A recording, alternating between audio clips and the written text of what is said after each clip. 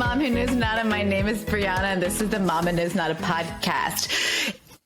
Before Financial Literacy Month here in April, I decided to lean into some of my friends who you may recognize or you may not, to talk about some financial concepts such as financial literacy, stock market, crypto, etc.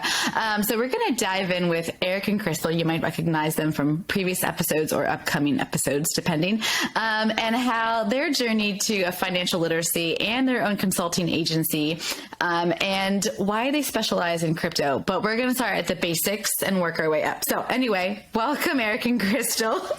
Jetson, meet the Jetsons. Thanks for having us. Thank you. We are excited to be here. And I'm excited to have you because I am really good with money, but I am not good with abstract concepts. So I'm really excited to see what you guys are doing and what I could learn from you guys. So let's start at the very bottom. What is financial literacy and what does that mean to you? Yeah, it's understanding money and how it works, how you can make it work for you. And it's understanding, I guess, the different components and the skills regarding finances. So some of those skills are budgeting, investing, borrowing, taxation, and personal financial management. So just to name a few proponents and skills, I mean, that's where it starts. So finances it's a broad brush, and but you got to start somewhere, and literacy, getting educated, getting the knowledge is step one. Mm-hmm. Well, yeah, I think that's really important because all those different facets, because sometimes we just look at like money in versus money out, and we don't take into consideration like how much we're getting taxed and how much like the interest is on our credit cards. And, maybe we just let this pile of money sit over there in that account, but like, could we make our money work more for us? Like, for like in our situation, we just bought our first house together, my husband and I, like 2 years ago. And just because of where we are in our market, like that money is working for us. So we're fortunate in that sense. But I think sometimes we forget that there's so much, like you said, to money and what it means and what our goals are. So why is having this broad idea, this broad portfolio, why is that important to financial liberty and literacy? Yeah, no, that's a good question. I think it's important to start broad because everyone's got a different goal. Everyone's got a different end in mind, and that requires a different strategy, So everyone, is a different age and has a different income, and everyone lives in a different place. So everyone is subject to government regulations and then rules, of other countries. And, other currencies fluctuate and stuff. So if we're just talking about being in America, I think it's important to understand our laws, and the financial system, maybe understand how the country was formed, a throwback to the Constitution or Bill of Rights, might be good education, and understand that capitalism isn't a bad thing, and it's how the country was formed. It's like, hey, we were hunters and gatherers, and we created value, and all value is what I'm willing to sell it for and what you're willing to pay for it, So it's a I guess it's a societal construct of value. It's like anything could have value. I could be stoked that you're trading me your dirty socks for my dirty towels, because I'm coming up on socks. So value is subjective in my opinion. I think that's a really good way of putting it, though, because value is subjective. Like what I would pay for a house is different than what somebody else would pay for a house, and vice versa, and on down the line. So I think that's really interesting. It's also really interesting, and I don't know if this works the same in your house because, Eric, I know you're a numbers guy, but I also know how detail-oriented and methodical your wife is. So let's bring Crystal into this conversation, in particular this question, because I think this is interesting because our household is different. Like, I am the CFO. My husband might be the breadwinner. I am the CFO of his household. He has no idea where money is hidden. He has no idea where it's at. And we joke about it all the time, but it's a big factor. And I think part of that for me is because I've always lived paycheck to paycheck up until I was like 30. So I was always really good at managing what I had. So I bring this in from a woman's perspective. Why do you think it's important for women to be part of these financial decisions and understanding all of how money and finance works, especially with such a broad spectrum? Yeah, I mean, in general, women, we have so much buying power, I think. And if we don't pay attention to kind of where our dollar goes, like it can just disappear. So if we are not like financially literate and not part of those decisions, like, you know, we technically still have our finances sort of separate, but he makes all of the decisions of like our money. I mean, I just make the money and I bring it to him and he makes the choices, but we discuss things as a family, you know, but I mean, I essentially trust him to make those choices, but being part of that is like, you know, voicing my needs and like what we need in the house and stuff like that. So like, I don't know. I think you're just like the numbers guy. You're really good at that. And I've just always had money and like always handled my own thing really well, but managing a whole household and like people and groceries and stuff, it's like a lot. I think that's really important because there's so many things that come into play when you have kids in particular that just like, oh, all of a sudden, like now we have to consider, and not just like the kids, but personal needs, like the gym, the equipment, like whatever it is that you need to be successful mentally, spiritually, and emotionally, all goes into play. Like, where does your money go? You know, like spa days for me. Totally. Yeah. Those are in the budget. Well, yeah, budget is a great point you brought up. I mean, like, I didn't learn about a budget until probably like 4 or 5 years ago, unfortunately.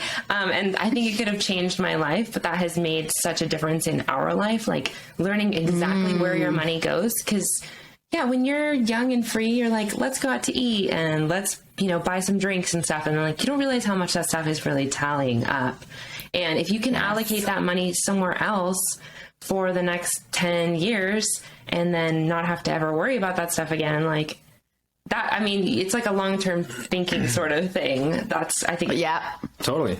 It's hard to do. She brings up a good point. Thinking, 100%. Thinking. And like, I think, we're talking to a lot of families here, and the conversation about money is really important. The conversation and the lens around of which it's delivered in the household is really important. And as you know, spouses get married, they've got different opinions on money. Yeah. They have different backgrounds, you know, and it's important to have a conversation. And it's like, okay, what are our views around money? And if we're painting it in a negative light towards our children and we're stressing about our finances, then they're going to inherit that. They're going to be a product of the environment.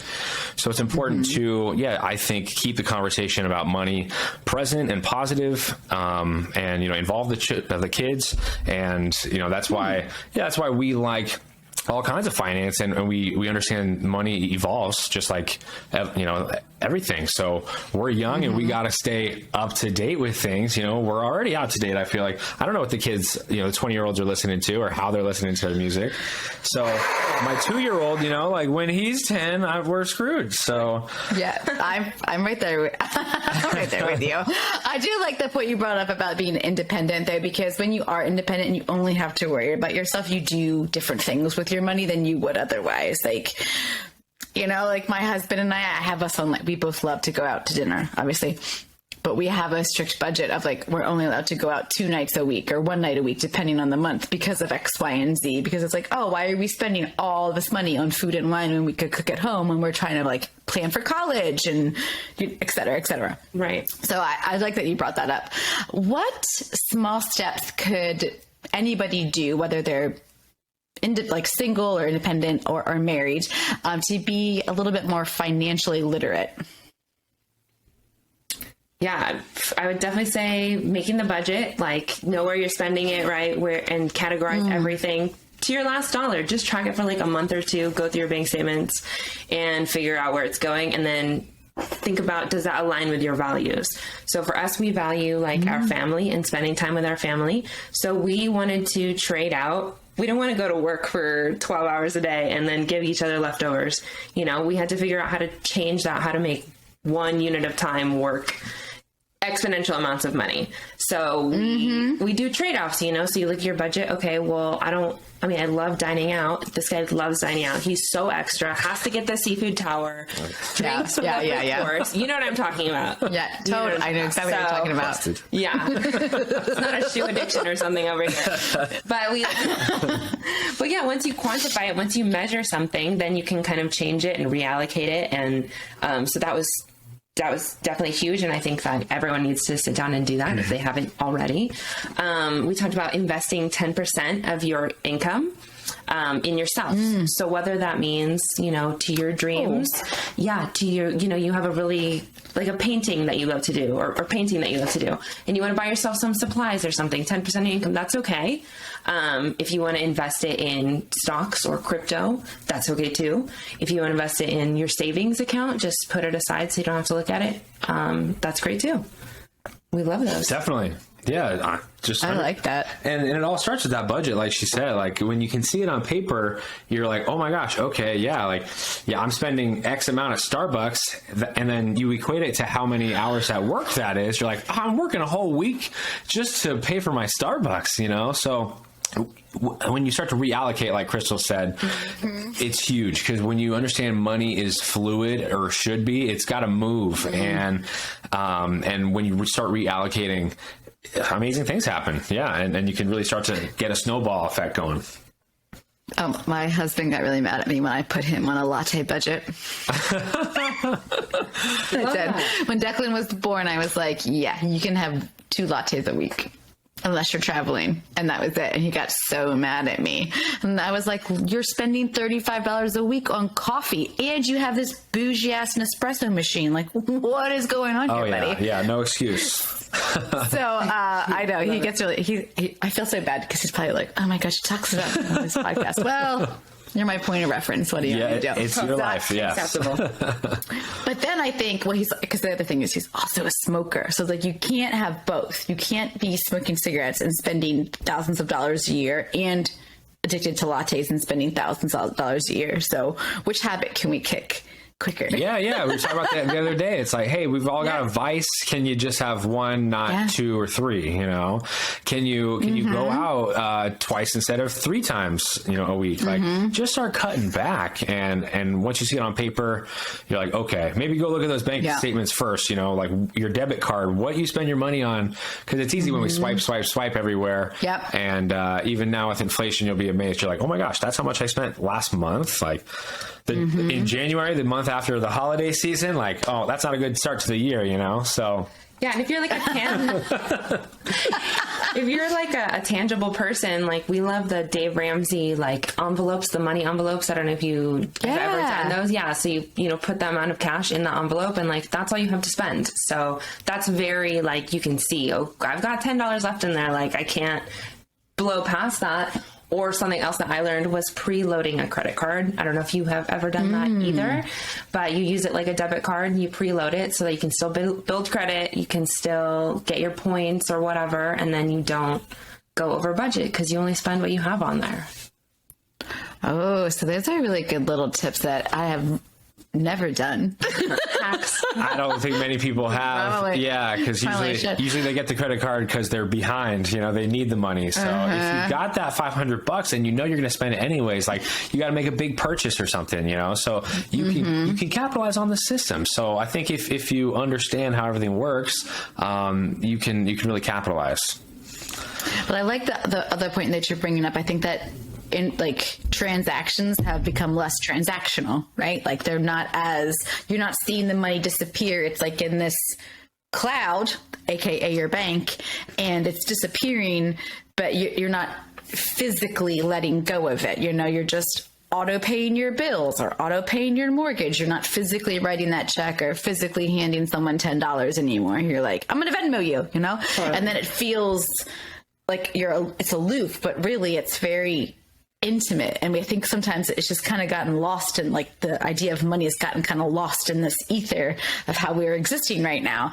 So I don't know. That's interesting. No, that's huge. Yeah. I think my dad told me, he's like, if you're going to go out or something, have some cash on you, A, for emergencies, but B, limit yourself, hey, I've got $100 to spend, and that's got to cover me, no matter what, like transportation, food, the extras, whatever. And maybe that's where it starts, for the teens or the adults that haven't learned it yet, hey, budget yourself with some cash, and then you can feel it go out. And then it's like, hey, when you're done, you're done. time to go home. I did try to give my husband a weekly budget too, and like give him cash, and that was very short lived. Ouch. Yeah. He's like, excuse me, I've worked really hard and I can't what? I was like, here's your $100. Go have fun. He's like, that is not getting me far. This poor guy. Okay. So you have decided to take a vested interest in cryptocurrency specifically. So this is a very foreign concept to me. Cryptocurrency, Bitcoin, NFTs, all that stuff. I'm like, you might as well speak any other language to me because I don't understand anything about it. So let's go level 101 with crypto. How does it work? Yeah, I think the most important thing to understand is it's not only a new technology, but it's a new asset class. So it's the first new asset class since like the 1600s or something like that. So that's cool. And potentially, as we have moved into this digital world, we're moving into this quantum financial system. We're really making everything fast. We want to we're already moving information and content via the internet, fast and sustainably. I mean, it's pretty cheap to do what we're doing right here. Whereas 10, 20, 30 years ago, it was not as efficient or, sustainable to do.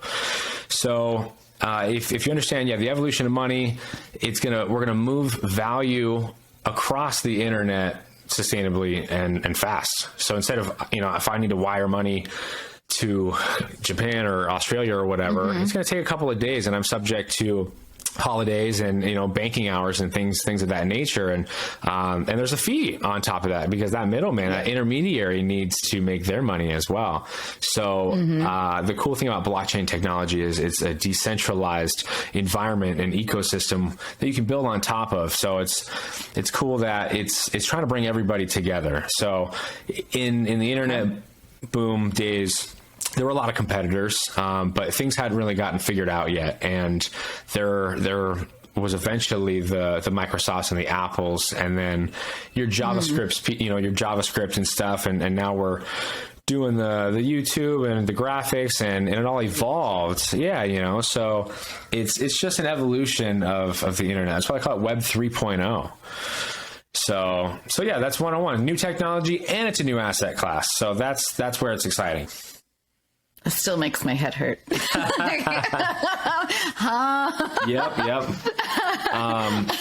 But it's a globally traded market. It's about a $2 trillion market right now. So very nascent. Yeah. But I mean, $2 trillion to subjective, that's a lot of money to us. But the cool thing is, as we evolve and we're, I guess, tokenizing assets, I want to buy stock in Tesla, but I don't want it to be paper. I want it to be digital. It already is per se, but you got to remember on your app, when you're on Robinhood and you buy Tesla, that's a derivative. That's just a copy. It's a promise. It's an IOU of the Tesla stock because Robinhood are the ones that have custody of that. And that brings me to a whole nother thing. If you're even going to get into the crypto space, it's important to custody your assets because that's what it is. An asset is something that generates you income. It's something that appreciates in value. Maybe your house doesn't generate you income, but it appreciates in value over time. So totally. That's a basic term, concept to understand. Well, I would have never understood like that. I don't have a Robinhood or any kind of. Yeah. I don't know anything. I think part of it is just like it's daunting to think about like all the nuance to it, like, oh, I own this, but do you really own it if it's in custody of someone else? It's kind of like when you like buy bonds, like back in the day. Yes. I don't know about you, but my parents always used to give me bonds. And there was a promise that by a certain point in time, they were going to be worth a certain amount of money, I'm pretty sure I cashed all mine in by the time I went to college, so they probably weren't even at their full value, but you know what I mean? Yeah, and that goes like the with parallel that I draw. Definitely, like gold and silver too. You can trade it on the stock market. You can have paper, silver, and gold, but if you don't have the actual precious metal, it's not yours. So it's subject. I mean, and that paper could burn up in a fire too. So when it comes to precious metals, custody your assets. So you're kind of already explained this a little bit, but if there's any more you want to add to it, go for it. Are there any other ways that crypto differs from the more traditional financial practices? I guess a lot of people trade stocks, which are more securities. So that's more of a vested interest in the company, so I'm betting on the company to grow and succeed. And then I'm hoping I get profit based on that. When it comes to crypto, and that's what, they're trying to figure out and get clarity around and definition is which are securities and which are currencies. And some are protocols, some are decentralized protocols that are built. It's just code essentially.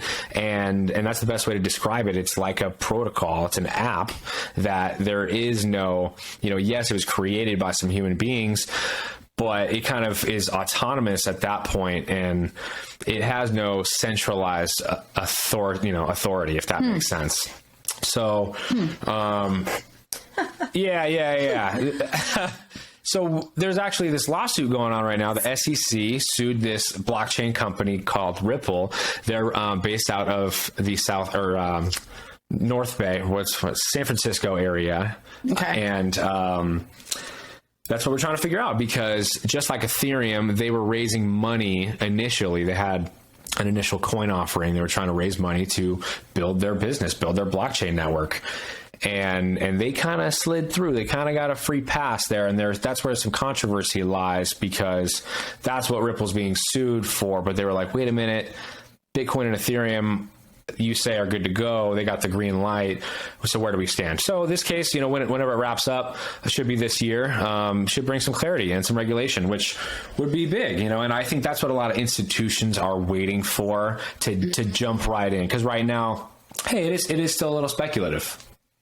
Huh. Interesting. Yeah. How can understanding things like cryptocurrency and its blockchain components, how can that help you be more financially literate? Yeah. My grammar's so good today. Definitely. I mean, there's a lot of ways to make money nowadays in 2022.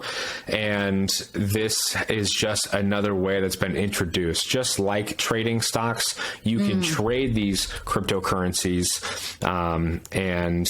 and depending on, they kind of mirror the stock market. I guess Bitcoin kind of is correlated to the Dow Jones.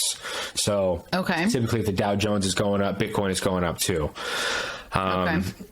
But I think it's important because it goes with the evolution of money, and like a lot of our audience has kids. So it's like, okay, our kids are most likely going to be exchanging value differently, just like we are exchanging value differently than our parents and our grandparents did.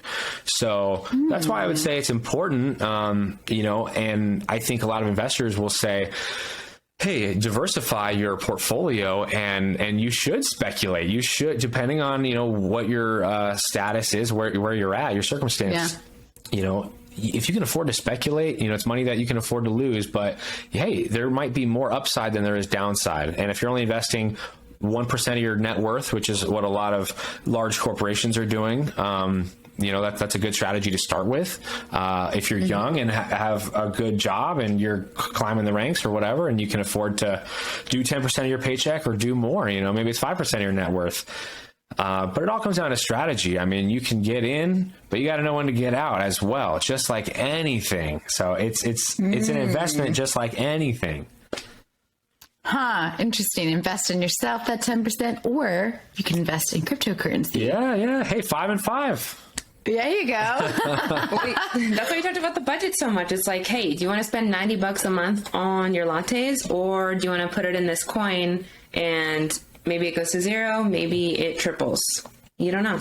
Yeah, there's enough historical data now. There's been about 3 Bitcoin cycles. A cycle lasts about 4 years. So there is now, it's becoming, I guess, more of a mature market, slowly but surely. And there is more institutional adoption. And so I would say we're in that early adoption phase, and it's here to stay. That's what everyone is saying. So I guess capitalize on it now. So how are Bitcoin and crypto similar or different? Yeah, good question. So cryptocurrency is like the broad, term, and even I would say digital assets, because you've got digital assets, and within that is cryptocurrency, and then you've got, your protocols and other things. There's about 15,000 cryptocurrencies at the moment. So it's crazy, but I mean, there was just as many competitors in the internet boom at the first. After regulation and clarity, it came down to about, 5 to 10 winners. So I kind of foresee that, to be kind of the next 5 years ahead is there, a lot of them will be wiped out. We've seen a lot of drama and a lot of, I guess, pump and dumps and, fake coins and stuff. So, it's a great technology and it's very innovative and it's great and it makes sense for the financial system because what we're operating on is the SWIFT network. That's like what ACH and everything runs on. And that was made in 1971. So it's just time to update. That's all. Huh. Yeah. I'm still trying to wrap my brain around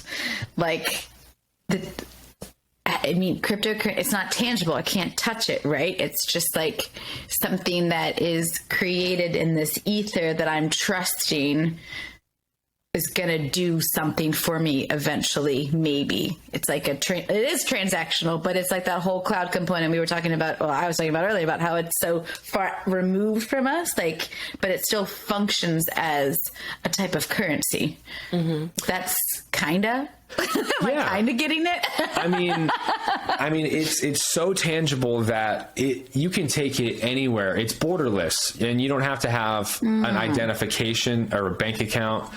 You can go to any country and you can exchange it. It's a P2P mechanism, exchange and store of value. So you can, if you had a backpack full of gold bricks, you can't walk to the airport with that. But if you got your little ledger that has all your crypto, or you've got your 24-word mnemonic phrase memorized, those are your private keys to your private wallet. No one can extract that, only maybe via torture. But I think that part, you can move millions and millions of dollars, whatever your net worth is, on with that 24-word private keys. So it's going to allow the unbanked to be banked and for these underdeveloped countries to exchange value in a way that they have never done before. And we are a global economy. And it's sad that a lot of these countries, especially in Africa, are unable to do business cross borders or even within their borders because of their government jurisdictions. They're so tight. So I see this becoming more of an integrated global economy and just, allowing us to be more interconnected. That's a really good point. I forget that it's a cryptocurrency, and my husband has told me this. It is made for people to have the ability for transactions no matter where they are in the world, instead of, here's my, I was just in Costa Rica and it took last year and it took 1,600 Costa Rican colones to make $1. And I was like, how do you even get that exchange rate? You know what I mean? Yeah. And why is it so broad? What? Totally. Huh? Yeah. So that's a really interesting thing that I think I forget as in my naivete is it's actually meant to create an equilibrium, if I'm remembering and regurgitating this information you're giving me correctly, amongst it. And that's the thing. Countries. They're not giving you this info on, CNN or any of the finance channels. That's the stuff that needs to be introduced first. It's hey, what is blockchain technology? Then it's what's a cryptocurrency? Yeah. How is it different from a stock, and what can it do? What does it do? How can I benefit from it? Why should I care really?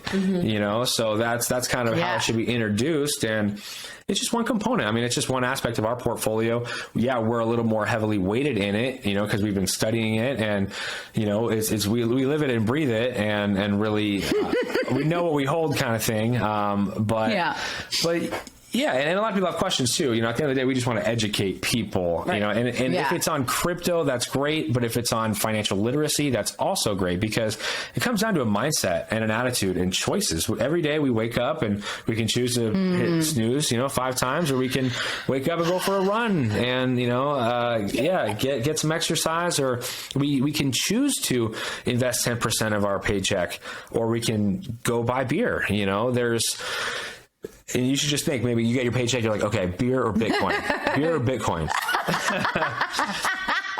But with your phone nowadays, it's so easy to set up these systems and these tools. So almost to make it mindless, because that's what society is becoming, unfortunately, where we're kind of going through the motions. We are becoming mindless. And if we can set up these tools, you can get on exchange and set up, hey, on the 2nd and 11th of the month, I want to buy $25 of this particular coin, and you can set it and forget it. And that would be one strategy I might recommend to someone that's looking to just start doing that, and then get a system in place where, hey, in a year or 2 years from now, they look at it like, oh crap, that's a lot more than I started with.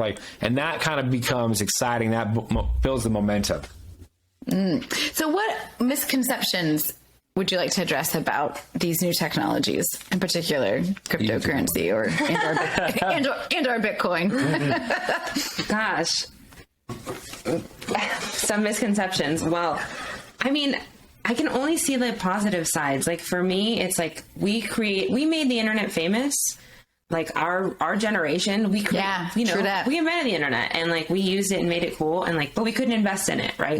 All we did was they used us basically. Yeah. But now we have this chance to be part of this new asset class that can, we're the early adopters. This is this conversation, it makes absolutely no sense, 10 years ago. And even not to you now, but maybe in 6 months, as your knowledge grows about it, then it's going to also make sense. And it's all around us. And everyone's adopting this new thing.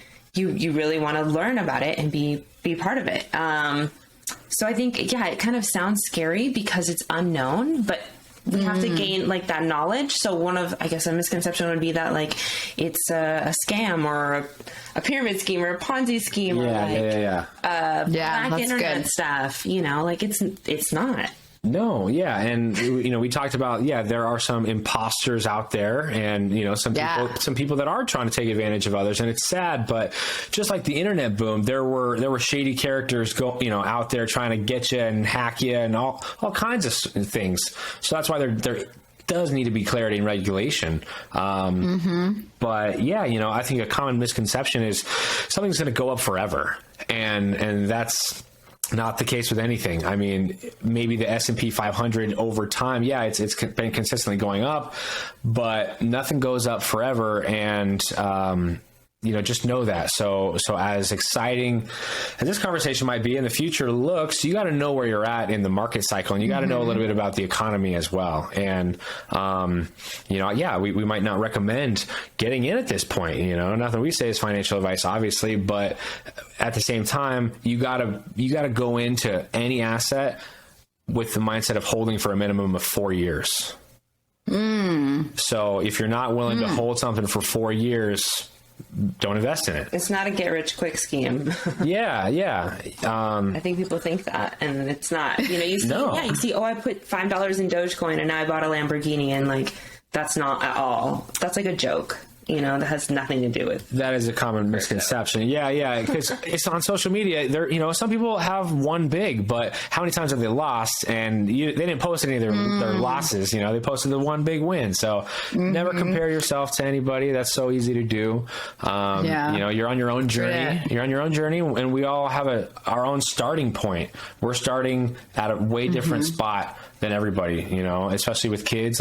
We might think that, oh man, we're here. How do we get there? But you just got to start. It's one foot in front of the other.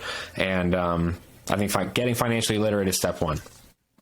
I think that's those two good points that you made, that it's not a get rich quick thing and you just got to take a step. And I think that there's people who you do see here, they might have got in 10 years ago when this came out, and maybe they put in $5, but you're not going to get that same outcome because you didn't get started 10 years ago. You know what I mean?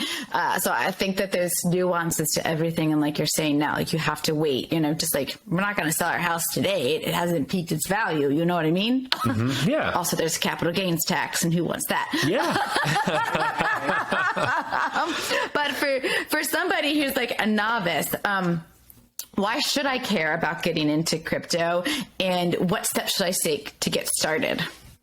Yeah, I think the upside outweighs the downside, and if you've got I think a lot of people, with going back to taking a step, people make excuses so they don't have to take that step. So a lot of people are, they're like, oh yeah, I've been meaning to look into that.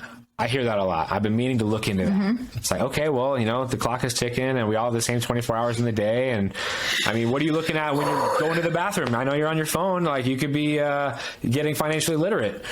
So. Okay, Dad. Hey, I'm just saying, use your time wisely, so. I mean, you should care, because like we've realized, I think over the course of this pandemic, even like more exponentially, that like what we're doing every day is not working. It's not like when, it's not 50 years ago. Like, we're all working so hard. No one has any free time, right? You're all exhausted and we don't have any money and we can't afford anything. So like, WTF, like, what are we like? And we can't change anything. We're not in control. We don't write the rules. Yeah. We don't make the jobs that are available. We have nothing to do with that. So what do we control? We can control what we have, our money that we make, and how we spend our time. And once we gain control of that, then you can gain control of your life and do, whatever you want to do, whatever that is. Whether that's sell houses, whether that's freaking dabble in crypto, like, you have to be able to, you can. It comes down to your values and what do you want. And once you figure that out, the end, what you want, you'll reverse engineer the strategy on how to get there. And once you figure out your values, that's how you're gonna make decisions, and a simple strategy to get started. Yeah, I would say, you're a product of your association. So if you want to be financially literate, get around people that are learning about finances, or get around financial people, start filling your, feeds with finance stuff, wealth, whatever it is that you want to achieve, because that's different for everybody. And start to have that be your input. And then eventually it'll start to be your thoughts and your words and your actions. And you never know. Like, literally so basic. I picked up a book called Crypto Revolution that was on our shelf and read through the first couple chapters, and I was like, okay, like, that makes sense. So I downloaded and exchanged. I picked Gemini. Why? Because I love astrology and Gemini sounded cool to me. So I picked that one. And then I opened it up and I saw all the names of the different coins that were available, and I clicked on one, and then it says, what is this coin about? And it tells you what projects it's tied to, what companies that, it's tied to, what they look to achieve. And I'm like, okay, that sounds promising. Like, probably that will be relevant in a year. So then I'm like, okay, well, I have $20. So I buy $20 worth of the coin. And then I just go through that and then observe for a week and see what happens. And like, that's literally what I did to get started. Yeah, no, it's great. So if you got skin in the game, I love that. Yeah, you're much more you're gonna look at basic, it. But yeah, I love that. But I think that's like kind of what, is cut for a basic bitch like myself, like boil it down. We got to go elementary, maybe preschool level here. Like, let's get to people. Cause I feel like for me, like, I feel like this is unacceptable. I mean, a little bit, not unacceptable, unattainable. So I'm sure other people probably feel like, how do I even get started? Like, what do I even do? Like, is there an app for that?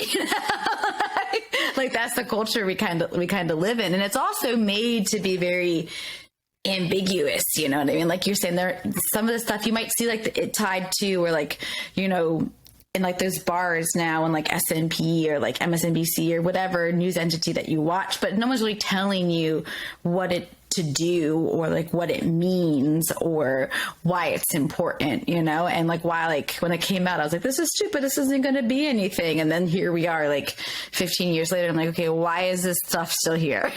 Totally, what's going on, Right. So I think having that like real life example is super important, especially for someone like me who's like, I feel ignorant. Like I read this stuff and it just goes over my head and I'm trying to understand, but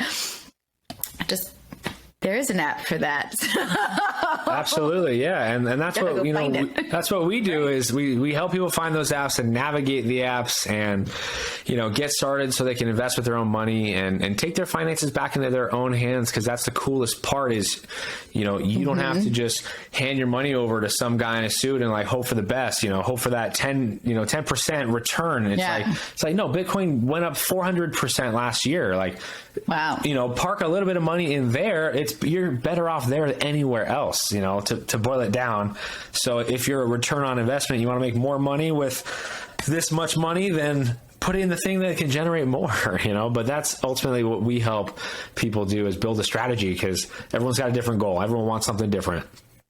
All right, that's awesome. Let's talk a little bit about Jetson Legacy LLC. So you help whatever your financial goals are, or you tell me what you do. I don't know. Yeah, no, you're absolutely right. Oh, good. Yeah, because everyone a wants little bit of research goes a long way. Yeah, everybody wants something different. So, I mean, if you're coming to me and you're 20 years old, then you're going to want something way different than a 40-year-old. So, yeah. So we, I talk to my clients. I really get to know them and figure out what it is that they want and what they want the trajectory of their life to look like, and then we can step by step work how to get there. And crypto is just a tool. It's a bridge, a vehicle to get there. So that's all, because once you make your money from crypto, or whatever it is, stocks, real estate, you press sell, or you sell your house, you finally got your US dollars now, then what do you do with it? Yeah, then what do you do? It's the next step that's probably the most critical thing. And because if you've got this pile of cash, in your pocket, hey, we're going out to Fleming's, and the kids, we're going to Chuck E. Cheese right after. So it's all good. But if you have a game plan and hey, I can take these profits here and sure, I got to pay the bills, but I'm just going to keep doing that. I'm not going to inflate my life, just because I made some more money. I'm going to live the same way and try to live below your means, and you take that money and you reinvest.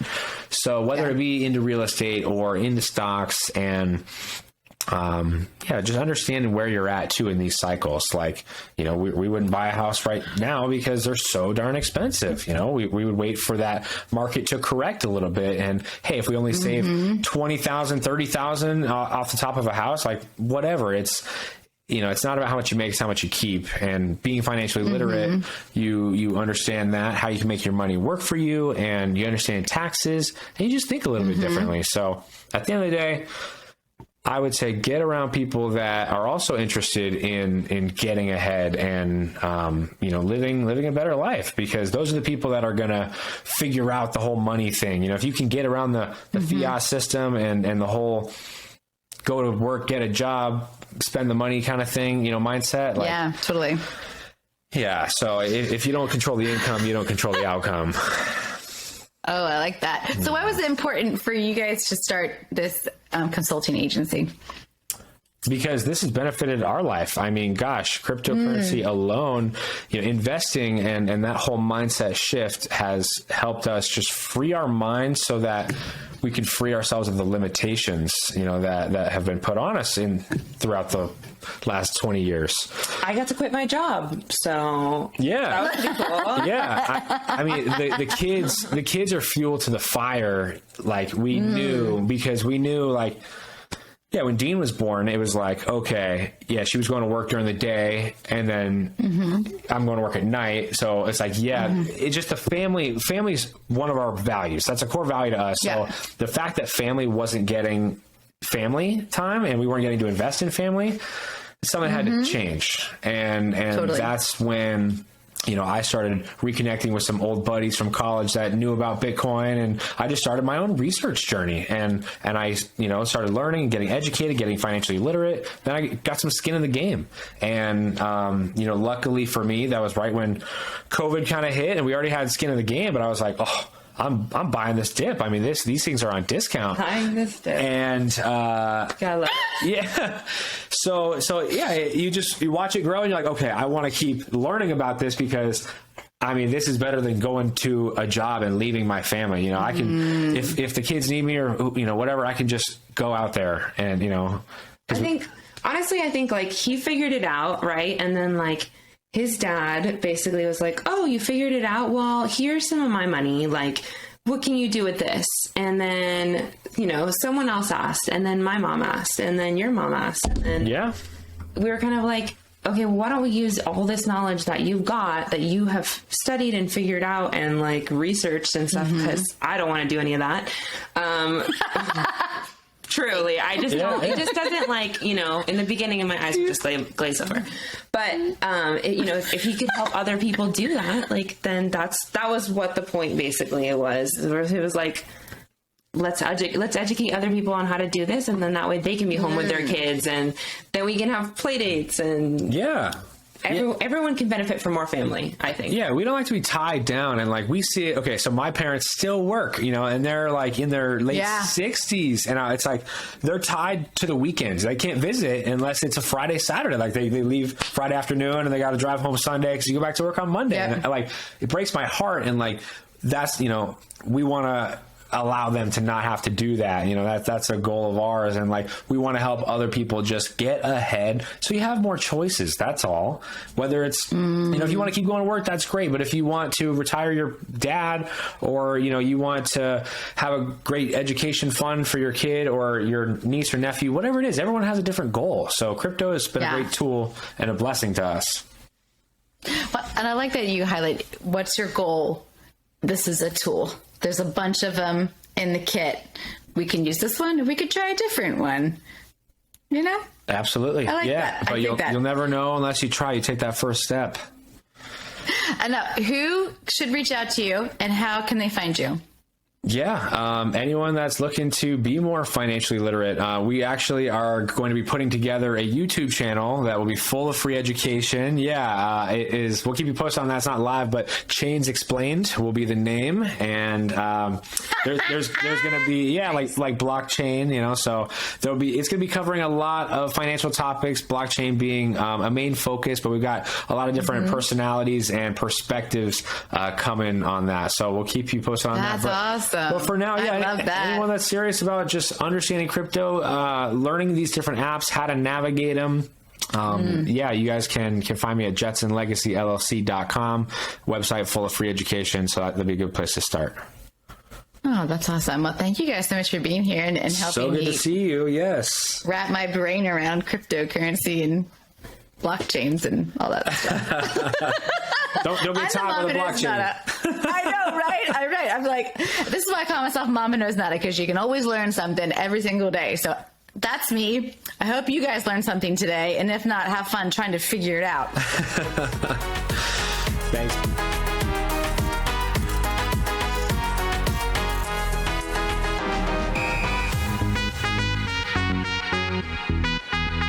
See you later, motherfucker.